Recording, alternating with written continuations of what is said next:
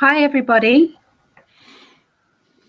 Thanks for joining us. My name is Nina Asenova, and I am the Conference Director for Strategy Execution and Innovation Forum. From the name of the Balanced Scorecard Institute and Strategy Execution and Innovation Forum, I would like to welcome you for joining us today on this webinar on measuring and monetizing strategic innovation. Before I hand you over to Joe and David, I would like to remind you that this webinar is recorded and the presentations and recordings will be available and sent to you after this webinar. Also, for all attendees today at the webinar, we are running a special offer for 2-for-1 on all delegate passes for our upcoming conference on the 29th of April and 1st of May here in Dubai. Now, I would like to leave you in the company of our long-term partners and supporters from the Balanced Scorecard Institute and David Wilsey, who is the COO of the Balanced Scorecard, will take over. Enjoy and feel free to ask any questions at any given time. David? Thank you, Nina. And hello, everyone. Today's webinar will discuss the challenges that come with trying to measure success in innovation.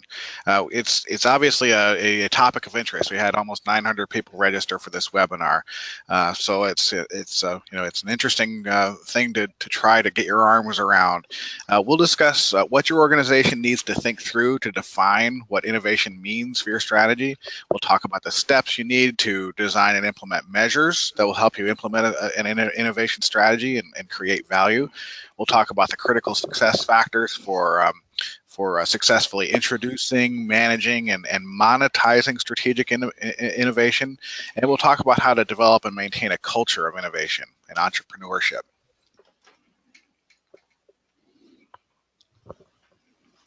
Sorry about that. I should have shown you this while I was talking through those things. It's a little early here on the East Coast. I'm in Cary, North Carolina. As Nina said, I'm the Chief Operating Officer for the Balanced Scorecard Institute. I've been here since 2005. I've been consulting and training with organizations, probably hundreds now, on either strategy or measurement ever since that time. Like I said, it's I'm in Cary, North Carolina, on the East Coast in the U.S. It's 7 in the morning. I'm at home, so you'll just have to take my word for it that I'm dressed just like the picture it shows you on the screen here. Joe, do you want to introduce yourself? Sure, David. Thank you, Nina, and welcome everyone to this webinar on measuring strategic innovation. I'm on the exact opposite side of the country. I'm in San Jose, California, and I will guarantee you I'm not dressed like that this morning because it's early morning here. Anyway, spent a lot of years immersed in innovation and technology rollout since I was with the IBM Corporation for 25 years. And now helping a lot of clients do innovation and monetization as they move through their technical and scientific projects around the world.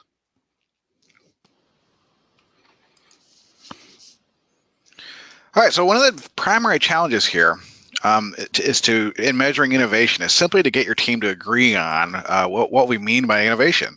Innovation is an intangible. It's an abstract concept. It can mean very different things to different people. So when I consult, I often will start a conversation like this by asking the team if they all understand what this means. What do we mean by innovation? And a lot of times, as you go around the room, everyone will nod their head at first, indicating, well, of course we know what we mean by innovation. But when I start to actually ask for specific examples, it becomes clear going around the room that there's very different definitions of the word and very different understandings within the same team of what we're actually aiming for. So obviously, if we can't agree on specifically what we're trying to achieve, then we're not going to be able to agree on specifically what we should be measuring. So the challenge here is, how do you measure an intangible like innovation? So let's start with a poll question. I'd like to see, how you all define innovation for your organization.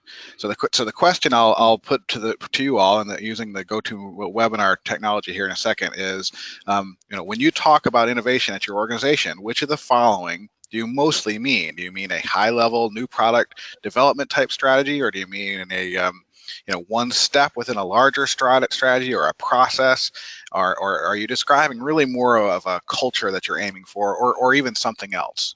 So let me see if I can get the technology to work. Okay, so you should see the questions. I'll give you about a minute or so or two. As soon as we see, it looks like a majority of the folks voting, we'll look at the responses.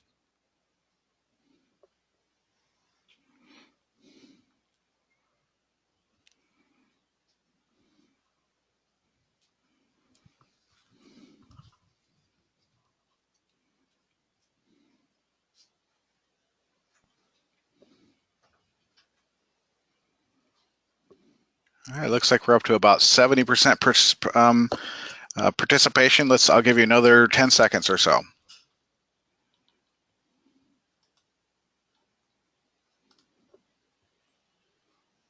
All right, almost everybody has voted. So let's close the polls and I'll share the results with you.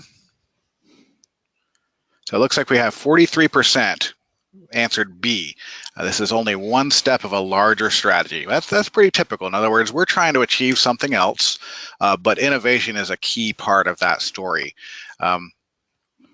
Then we had 32% that said that we are, in fact, focusing on a new product development type strategy.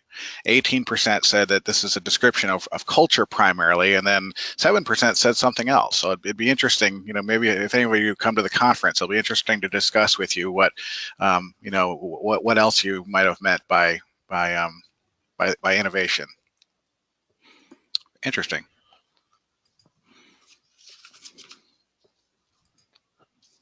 Joe? Okay. When we talk about innovation, and David's poll question earlier kind of alluded to this, is that, there typically are three what I call categories that innovation falls into. It can be a strategy. I mean, some organizations, they are driven by a innovation predominantly technology-based. And ones that come to mind are like Apple, Google, Samsung, IBM, all those companies that have been generating products and services that are pushing the envelope on technology adoption.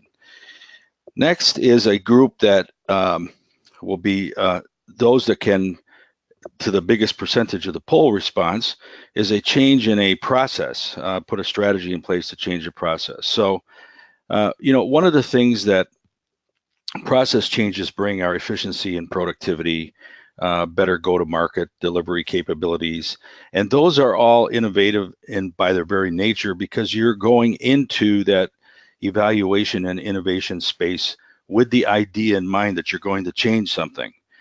It's not the next big thing. It's not the next big product.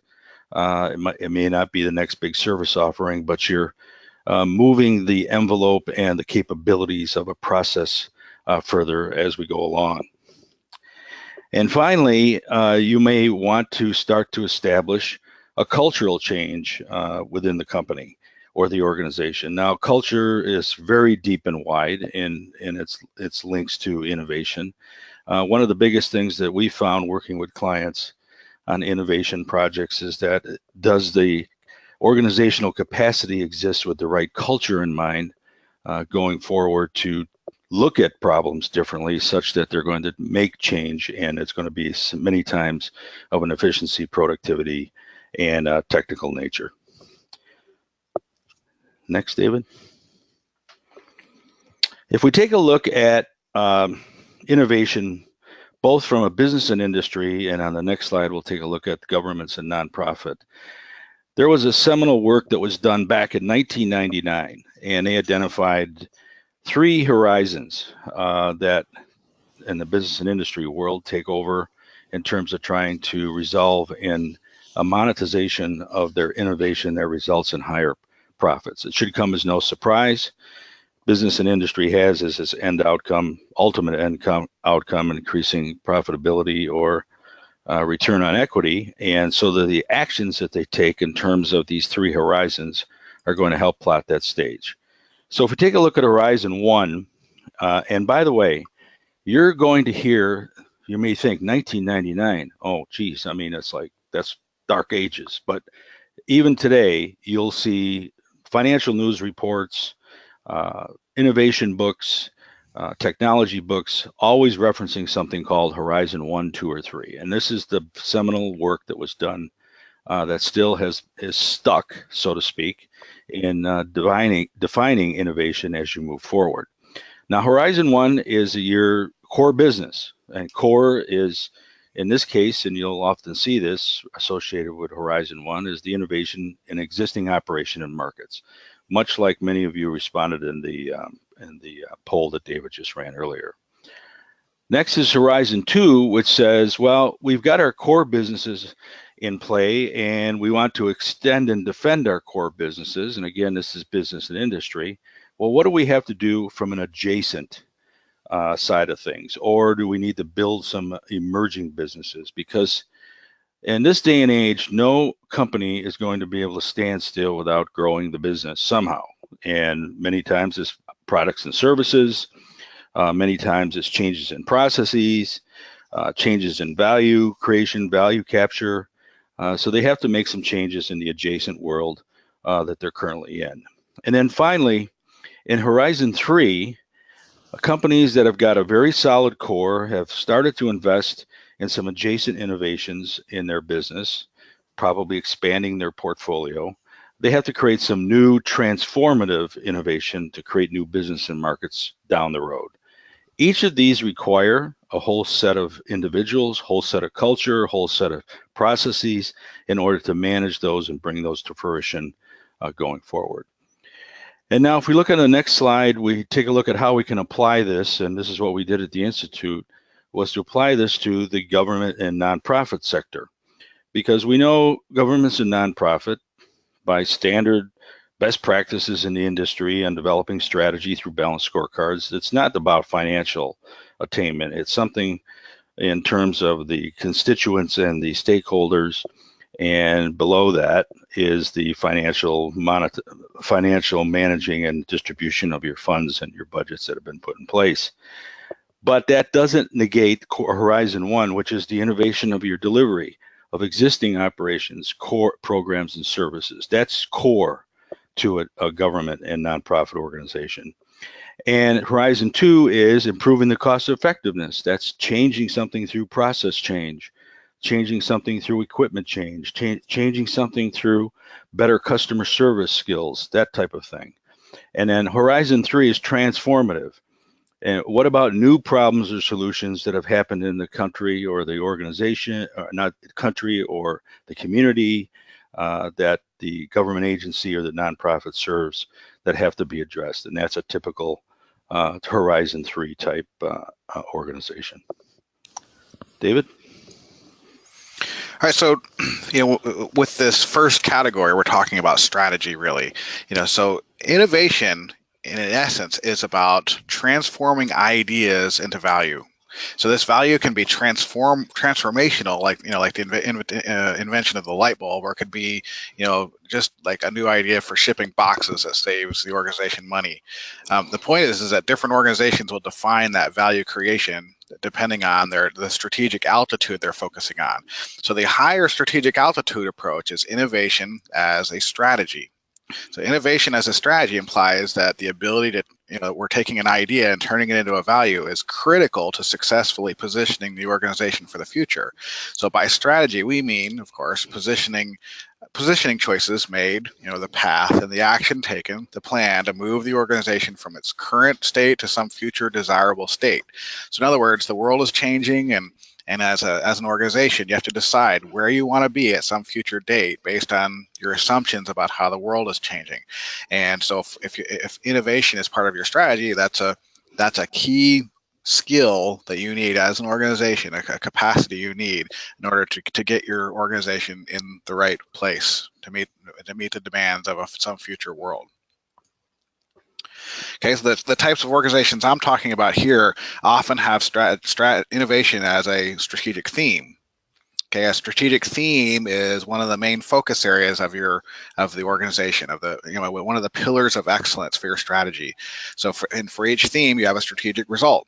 So you might see strategic themes for an organization like operational excellence or strategic partnering, but then for these organizations you have one that's focused on innovation. Okay, they might not call it innovation excellence. They might call it, a creative powerhouse. I saw one organization do. The point is that it's focused on the innovation capacity, skills in order to move the organization forward. So many people think that innovation is nothing more than a stroke of genius and that all good ideas just simply happen. What they don't realize is that organizations like this specialize in innovation as a process. Okay, they specifically manage several sources of innovation. Like they have teams that analyze markets for opportunities. They watch competitors, they listen to customers, they do all the things they need to do to make sure that if an idea presents itself, they capture it in a disciplined manner. And at the same time, they also monitor technology advances for opportunities. They evaluate them and select the best ideas, and they marry these two together, the ideas with the technologies, to identify market opportunities for their new products. And then for some organizations, they have to make a decision as to whether this new product development work should happen in-house or should it happen externally. So if it's an idea that fits within the organization, the current structure, the current operational structure, then they will design the product in-house, and the new product development process has specific steps to it, concept generation, etc. And then if the new idea does not fit within the structure of the current operations, they form a new venture, and they have to go through all the work to create that venture first, and then they go through the new product development process. And then there's a launch or commercialization process that occurs after the new product has been developed and prototyped and all of that. So that's the basic process that an innovation management type organization will follow. And from a measurement standpoint, if you stand back and look at this process, there are opportunities to measure success throughout the entire process. So you have more contributing factors on the front end, leading type indicators driving the end outcomes that you're aiming for on the other end of the screen. Okay, so now Joe will show you, some other strategy components for an organization like that. When we talk about creating a strategy or an innovation strategy going forward, we always come back to what are the steps that you have to go through? What is the strategy you have to put together in terms of objectives? And as we're talking here on KPIs, and of course you're going to have a series of initiatives and projects that put that together. But if we take a look, and this could be any organization, it doesn't matter if it's business and industry or if it's government or it's nonprofit, but if you get a bunch of people in the room and just basically say, hey, we're trying to implement an innovation strategy, because let's face it, I don't think you can have many conversations in business conference rooms these days where the word innovation or change the way we're doing things, or we need to look at the process change on this. That's all innovation related. So if we had a result that says we want to be the leading innovator of multimedia products, I mean, you're going to put through a strategy that comes through and says, okay, so what is it that we have to do? So if David will go through and build this for me, first thing is, and we alluded to this earlier, is you got to make sure you've got the right organizational capacity in terms of the right people, right skills at the right time with the right tools, technology, and infrastructure and governance that's going to take a focus on any kind of an innovation strategy for any particular focus or target of innovation that you want to put together. So if we use this set of perspectives for a for-profit company, and those of you that are in the audience that understand construction of balanced score strategy based on balanced scorecard, these are the standard best practice labels for the perspective names. So that organizational capacity says, we've got technology, we know how to work through cross-functional teams, we actually have assessed, and we know we have a culture of innovation, and you'll know from doing your readings and research that a culture of innovation has a very large percentage of acknowledgement that you have to build failure into any of these innovation initiatives that go forward, because they don't all become successful.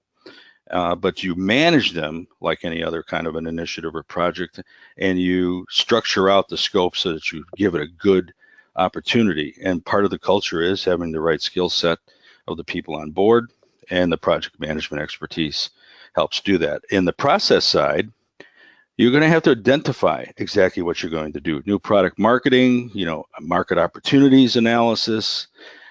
You have to do concept development. Prioritization is a big part of it, and improving the project portfolio and management. And then eventually you have to move to the launch status. And next, you're putting it all together such that the customer has other opportunities to purchase goods and services, or some type of output from the internal process level that helps you increase your speed to market and expand your customer footprint and number of markets.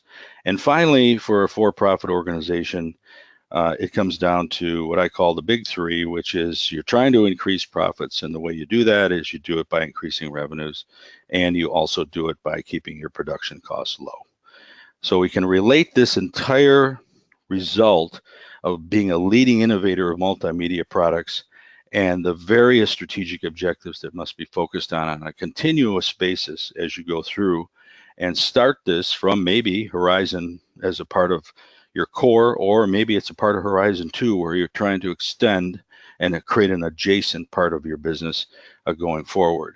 It's not unusual for many firms to have their base fundamental organizational strategy in place and create a separate strategy for their innovation, just like we're showing here, that may focus on something. In this case, it's multimedia products. I've had some clients focus on something that is just as wide and deep as multimedia through something like supply chain management, because it cut across all of the divisions around the world that they needed to focus on. And that was an innovation project just for them. Next. So if we take a look at a government or nonprofit, we typically see things like government reform, such as service redesign projects, so we can deliver our services more efficiently and effectiveness, and cost reduction as we go through and take a look at what exactly has to be done.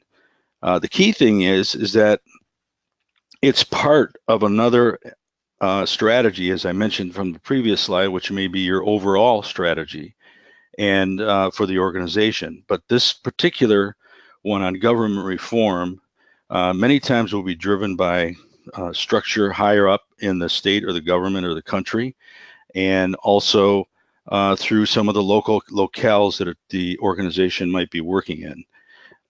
So these are all focus items that require people to look at what they're doing differently. And that's why their ability and capabilities need to be assessed, not only for the teams that are put in place for projects like this, but also for the overall organization to accept change, which in this case is part of an innovation process. Next. If we take a look at this is probably the one that everybody knows the most.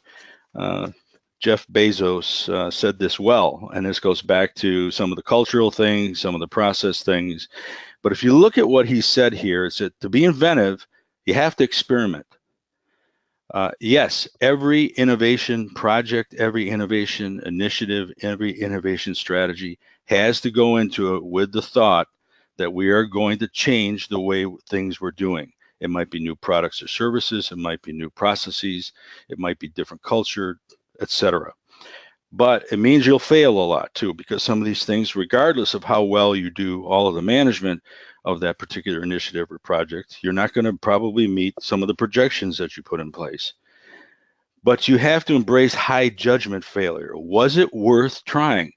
And that kind of says, without adding words to Jeff's statement here, you learn something from what you failed at. It didn't work, so let's try something different.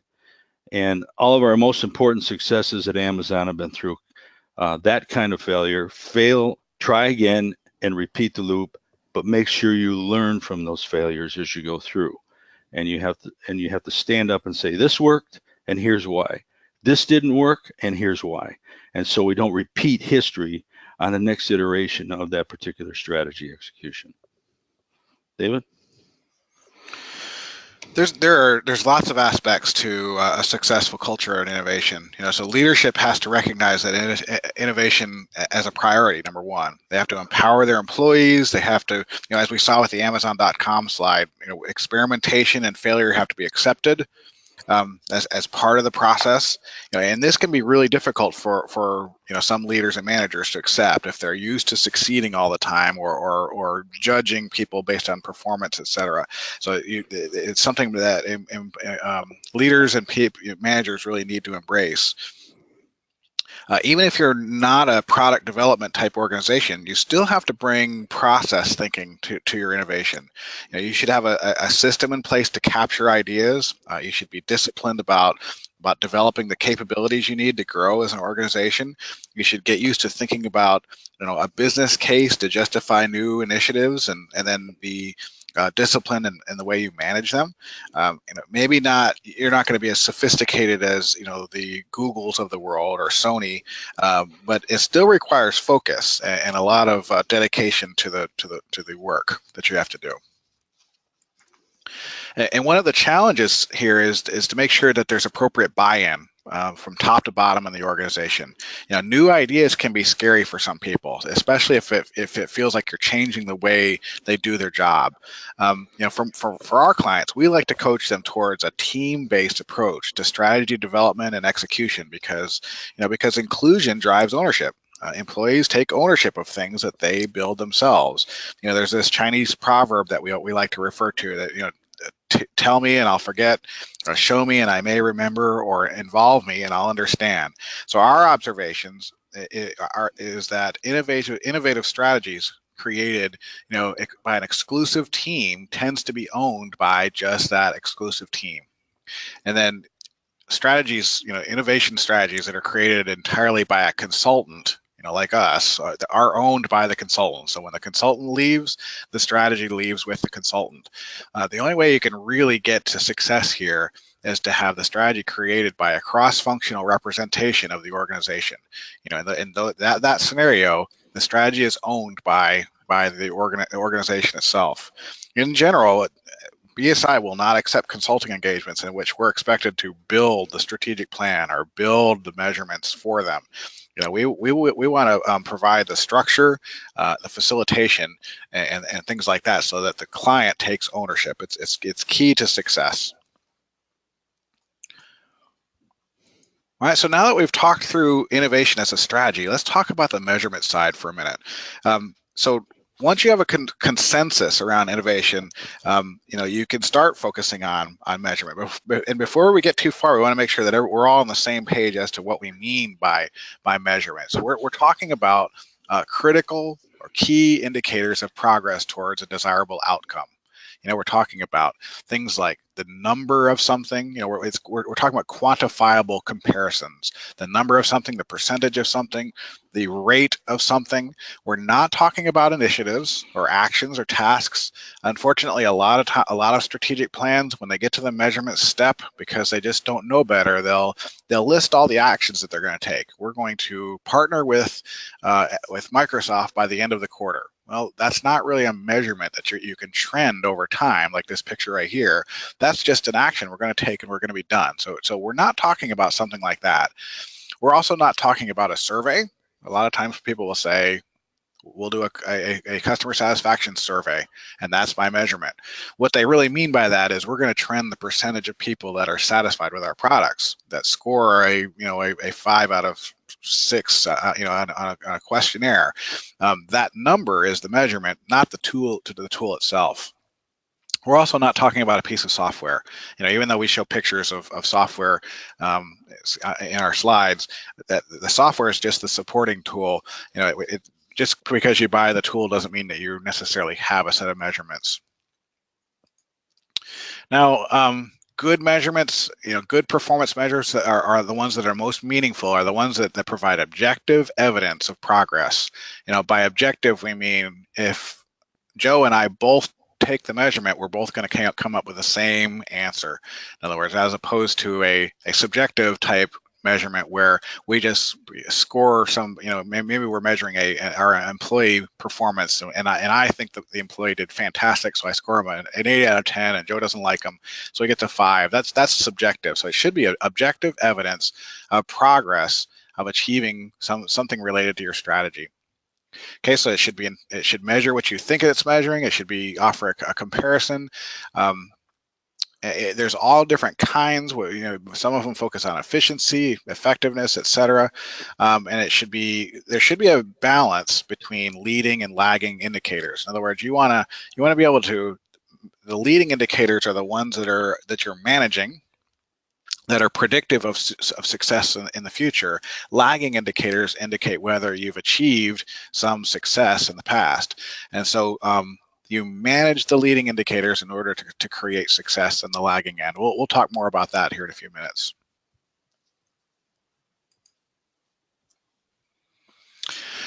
And one of the key steps, especially in innovation, is to take whatever you're describing as innovation and describe it in terms of concrete terms and in an intended result. In other words, if I can take, when we write strategy, we have a habit of writing using abstract language or vague ideals. We want to employ best practices.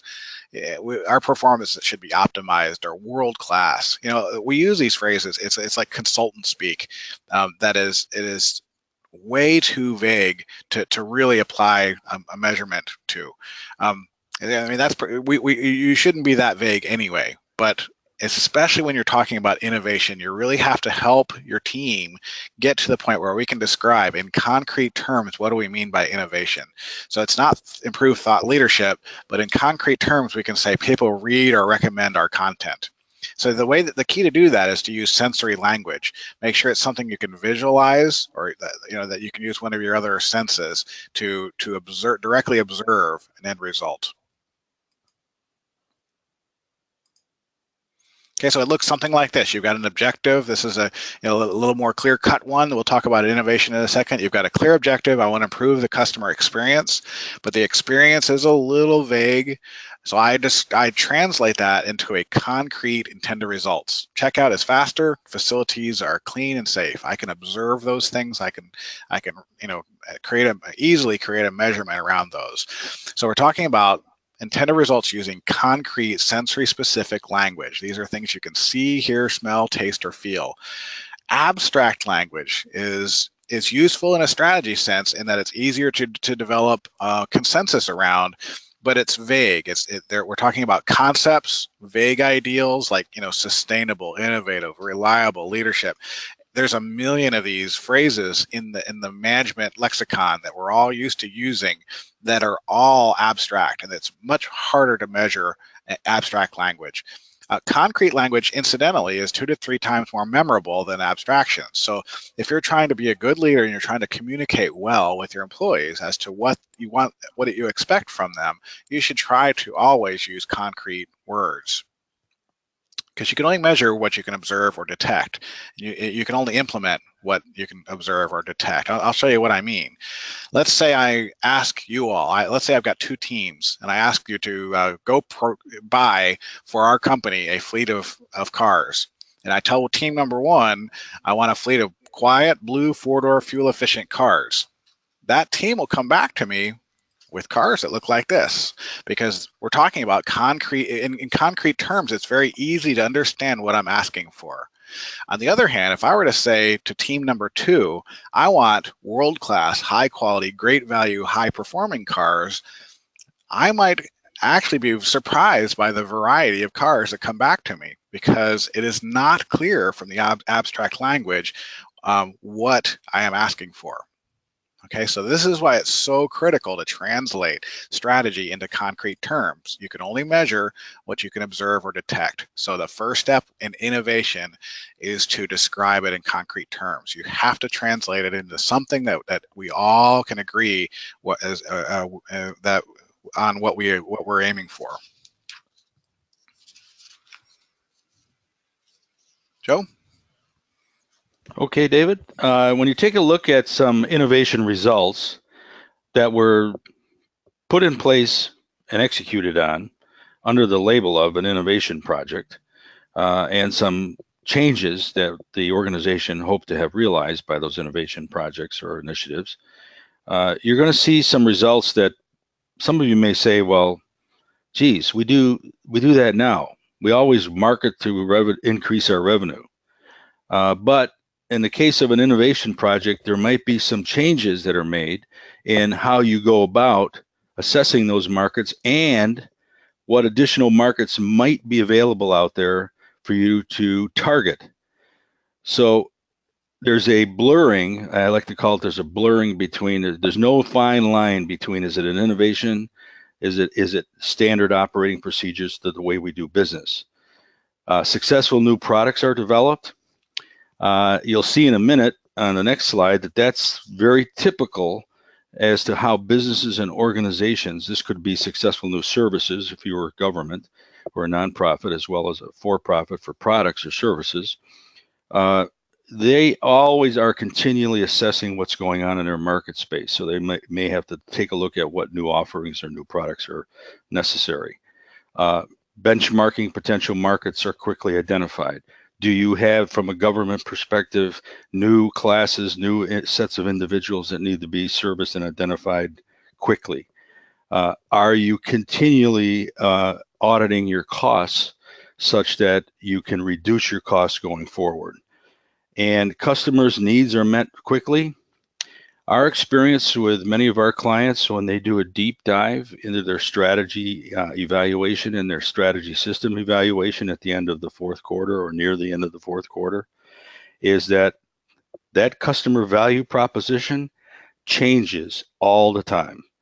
And that's why you have to have innovation strategy built into the background that says we've got this change, we need to move something through the system quickly, and we've got a process to do that. The culture of innovation gets to this empowerment and engagement. What's different about that? And target potential employees that want to work here. I mean, a lot of organizations are very much identifying that they want to have a place that's a fun place to work. It's the place to work. And they want basically a surplus of inquiries coming in to work for their particular organization. Next, David. Now, when we take a look at the right results for your organization will depend, obviously, on your specific strategy. Now, let's talk about start getting to the next stage of an innovation strategy, but it's really not a next stage because this has been built in as you go through your innovation strategy. You'll have to take a look at monetizing, and this is where we come into the things like a monetization model of what has to be done with your innovation or your innovative idea. But really, this is all about the organization, be it for-profit or a government agency, realizing value. Now, the value realization for government is better services and support for the community and the constituency. So there's three premises that you have to keep in mind. Innovation is about creating new or additional value, not necessarily new things. So one of the things we're going to talk about down here in a minute is process improvement. So it's not necessarily something that's you can put your hands on in terms of a new product or services out the door, but it's a change in how we do a current product, process, or service. Innovation is going to come from many different forms. A very simple change to how you process applications or process any follow-up documentation in a process is itself an innovative change. And innovation is systemic and it should take into account all aspects of the organization. It can't survive in just a very secured, fenced-off area that says, no, this is just the innovation for this. It has that typically has impact across the entire organization. So let's take a look at three examples from around the world. What about that one where, yes, you're in Horizon 1, you got your core business, but to survive, you got to do something that's adjacent to that. So they innovate new products or services. So here's some examples. Those of you that use Gillette Mach 3s know that those shavers were the it for many, many years. And then all of a sudden, we see a whole series of blue oceans created by companies like Harry's, Dollar Shave Club, Dorco, Bevel, Wet Shave Club, and I'm sure I don't even have all of them listed. And of course, these blue oceans exist for only a short period of time. Meanwhile, Gillette is still trying to change how it does its marketing, its production, its quality, its revenue, and it looks at its monetization model so they can continue to make money with the Mach 3 turbo razor. Harry's and Dollar Shave Club have really changed how that works. And this is where typically some of you in the audience, when we talk about a monetization model for a product or services, you get into the things like the various aspects of, freemium, or is it capacity, or is it feature-based, or is it time-based, is it pay-as-you-go, is it tiered pricing? And that doesn't necessarily, so that tiered pricing is particularly sensitive to us here in California because Pacific Gas and Electric took their long-term billing process and changed their monetization model to a tiered pricing based on our usage. So it doesn't necessarily have to be a new product or service. It's a change for something that was already there. Well, look what happened with the Apple iPod music player, iTunes music service. So pretty soon now we have Amazon Music, Pandora, and a whole series of blue ocean competitors come out to take on what the typical standard setter was with the Apple iPod music player. Let's take a look at how you change or create innovative revenue streams. So you're trying to capture new values. Well, what about paid search versus free search? Any of you that have done any kind of academic degree pursuits have realized that there are a lot of places out there that you can go out and research free.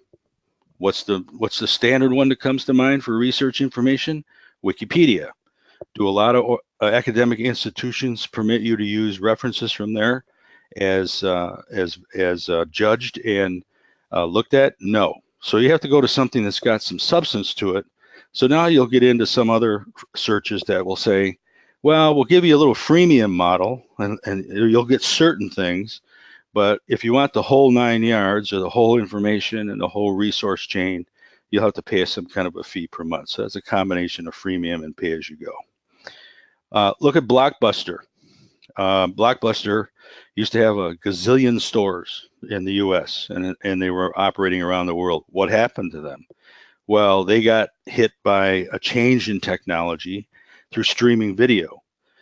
So again, blue oceans were created with Amazon Prime, and at one point, Netflix was in the financial news as the next Blockbuster because they were a subscription service.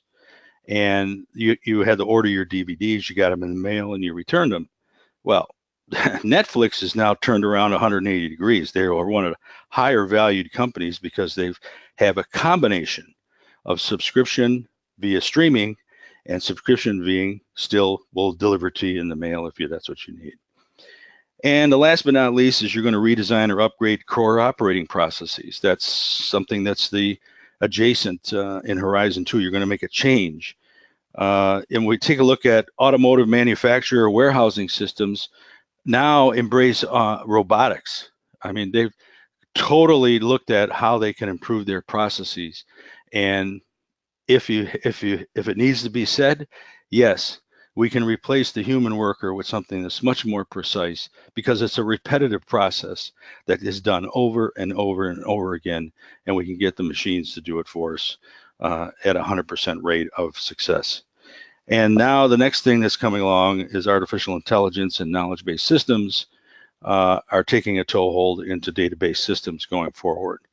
The decisions and those types of things that humans make on a regular day-to-day basis are now being captured by artificial intelligence and repetitive. So that's an innovation change for them as well. And by the way, this is not the exhaustive list. There's at least 12, 13, or 14 more areas that can be hit by innovation projects and strategy going forward. Next. If we take a look at the innovation strategy and managing the connections between leading and lagging measures. Now, it should come as no surprise for those of you that develop strategies with a balanced scorecard. Those first two perspectives, organizational capacity and internal process, is usually all your generators of activity for your organization. So those are leading indicators. Those are things you're putting in place based on some kind of a strategy or plan, be it your corporate strategy, your innovation strategy, any strategy going forward. You need to have those things in place to move forward. The lagging indicators are at the end of the quarter. I like to tell my clients and students that when you look at that financial perspective at the end of the quarter, the house is already burned down from finance. You got now you got to do something that changes, and you're going to usually go back down to the leading indicators and see what you have to change. So as you move forward across this slide, you'll see that you got a number of things that can be put in place. So it's leading to lagging in relative terms. So, number of high potential market opportunities identified. Let's go back to the Harry's and the Dollar Shave Club. They probably did a full-blown analysis to look at what's the potential for the market opportunities that are out there. So they created a leading indicator for that. And then they put in place a lagging indicator, says number of new products launched. Well, the interesting thing is Harry's and Dollar Shave Club only focus on shavers, whereas the Mach 3 and Gillette is part of a portfolio of products that Gillette produces and sells to the public. So they're focused now on just a certain number of products that need to be launched, which is a leading indicator for eventually the final indicator, which is the revenues from those markets and the lagging indicator. And it's interesting when we talk about this innovation strategy, and I use the Harry's and Dollar Shave Club, they start out as a subscription model for monetizing their revenue as a part of their innovation strategy they put in place for their product lines. But the interesting thing is, I think I was in Target stores here recently. Harry's has actually started to have presence in a brick and mortar store. I'm sure it's a test, because there's nothing on their website that says that they're doing this as a standard way of, they're not directing you to any retailer, because they are strictly like an Amazon. You set up a subscription, you get the blades every so many months, you can change your quantity, you can stop it, you can start it. I mean, it makes it very easy. I mean, and it follows, in my case, it follows me around the world when I need those products. Next. And when we take a look at the next slide, let's go back now. If you remember, we had different labels on these perspectives. Now, these are not perspectives now. These are typically your KPIs, be they leading indicators from operational sides to intermediate and outcomes. Again, though, if we use the analysis, and this is the analogy to the logic model for those of you that build based on our process and our methodology that we use for KPI development, you got a series of inputs that have to be done. Well, let's cover the obvious. You got to have the tools and technology, the infrastructure. There's no sense going into a technology project without having the right infrastructure and tools. I mean, it sounds good on paper, but at the end of the day, you need some massive innovation funding. That could be CapEx, and you probably have to have a good smattering of OpEx as well. You have to have the right people on board. We've already mentioned about the right culture, and because this is now a very specific focus, you have to make sure that your project management skills are up to speed. You're going to create an innovation portfolio expansion because maybe this is an add-on, and you're going to have to make sure you can execute on the projects, go out and get partner alliances to create additional values if it's something that you can't produce and handle totally inside of your own organization. Idea flow, yeah, you're going to have to generate ideas for a particular strategy innovation, and you're going to have to talk about how you're going to product and production launch. The outputs, pretty straightforward. Technology leadership is what you're looking for in some cases. In some cases, it's just better efficiency, and that's over on the other side of that particular level, process improvements. Your customer base hopefully will be expanded. You're going to change your products and service performance to your current constituents, and you're going to grow your customer base. And at the end of the day, for any organization, it's value recognition, it's that growth, it's that cost efficiency, and then for most governments and nonprofits, an improved quality of life for your constituency.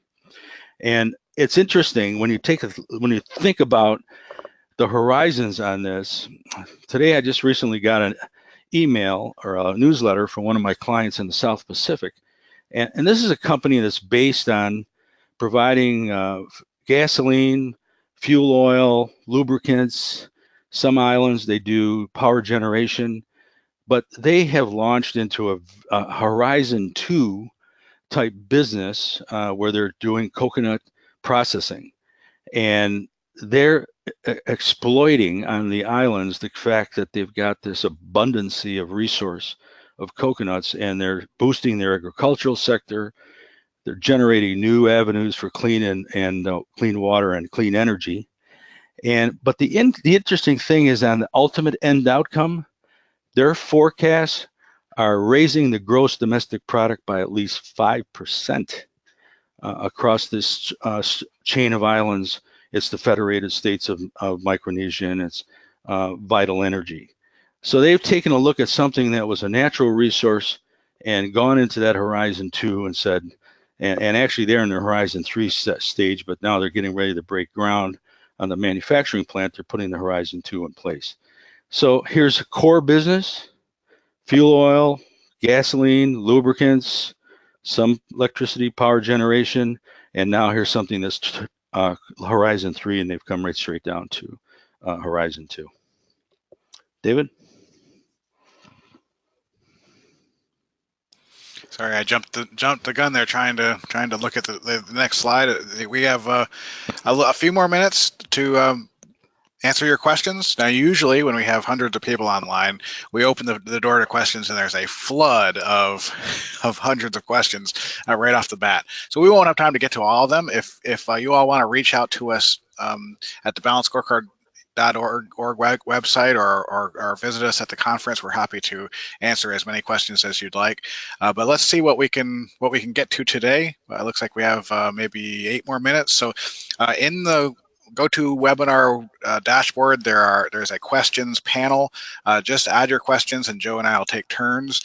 Looks like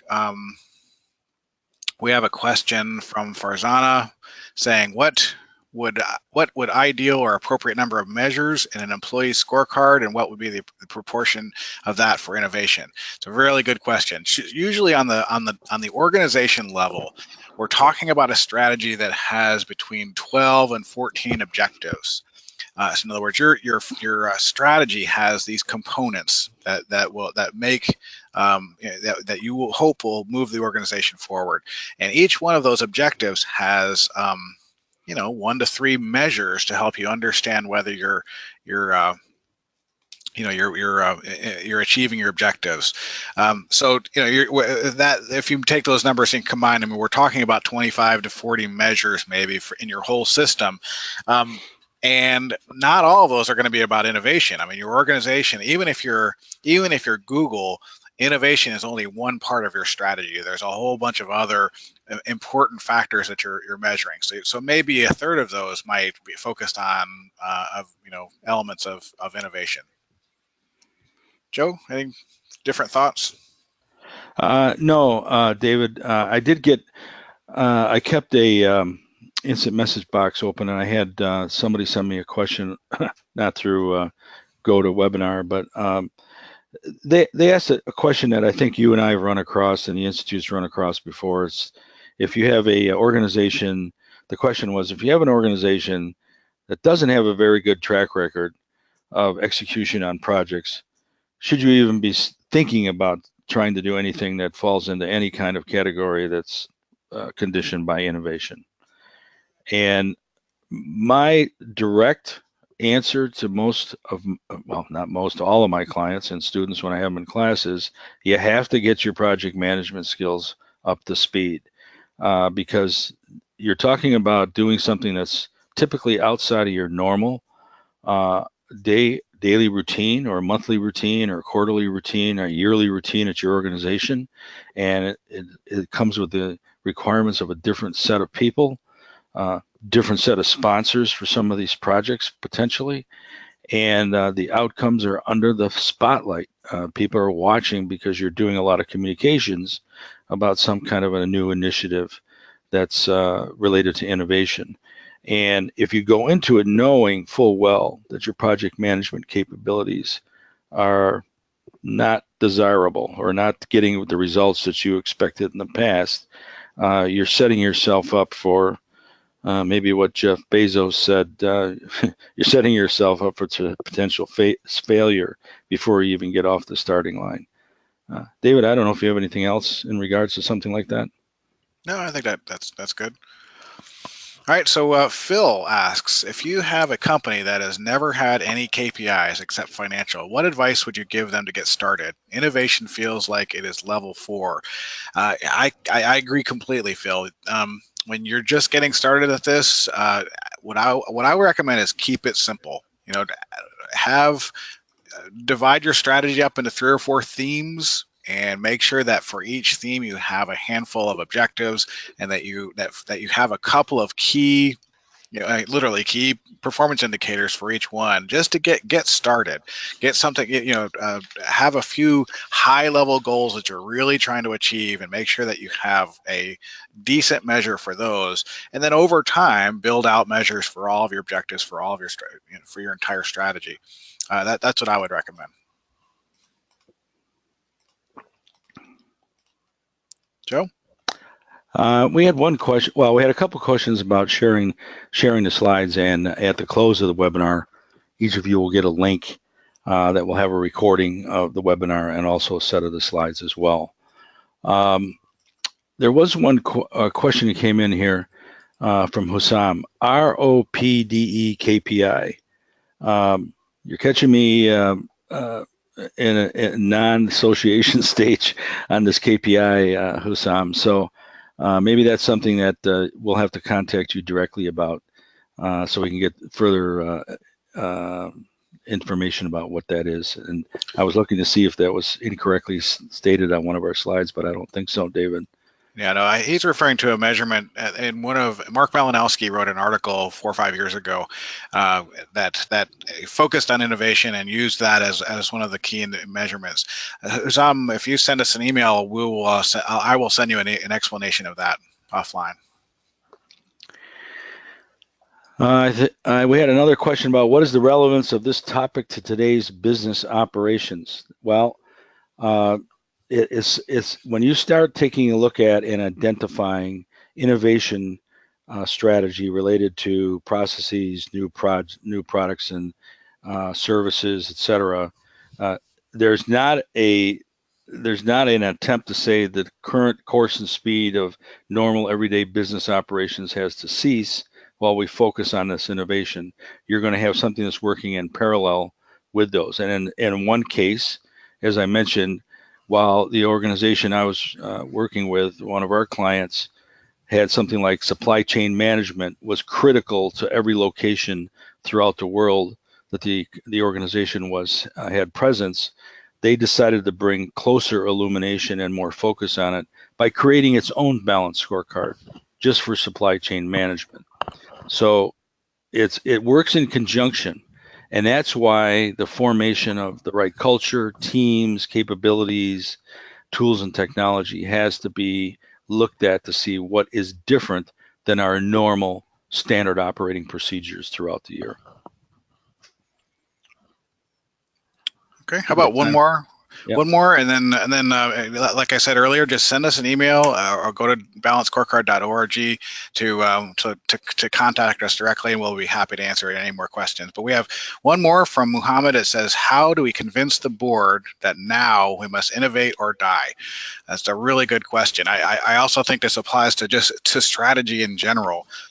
There's been a quote we've been bouncing around. My understanding is that 85% of the Fortune 500 companies from 1950 no longer exist.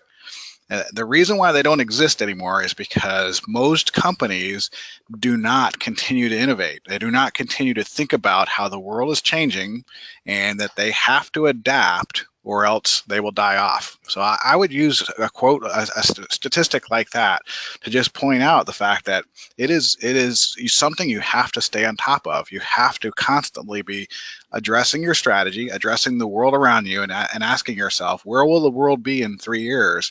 Where, and how do we need to adapt to be in this new place in 3 years where, so we can react to whatever changes are going on around us. It's important to, for any organization, even if you're not in the private sector.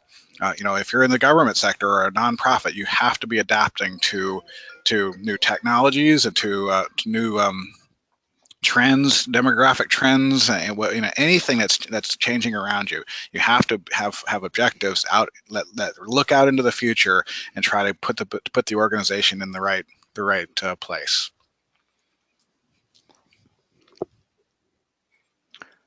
Okay. All right. Nina, any parting words before we let them go? Hi, yes. Thank you so much for this insightful presentation, David and Joe. Thank you so much for everyone for your contributions in the discussion that's been going on in the last few minutes.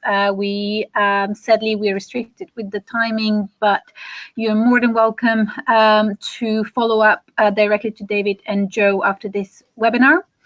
And of course, you can meet them in person at the end of this month here in Dubai, where they will be presenting and they will be running masterclass and workshops at the Strategy Execution Innovation Forum.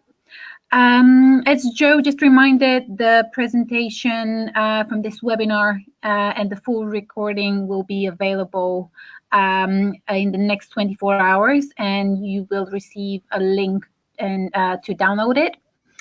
Yeah, thank you again for everyone for joining us, and we will keep you posted for any further webinars that we'll be doing together with the Balanced Scorecard Institute. Thank you, everyone, for attending today. Look forward to seeing you in Dubai. Thanks, everybody.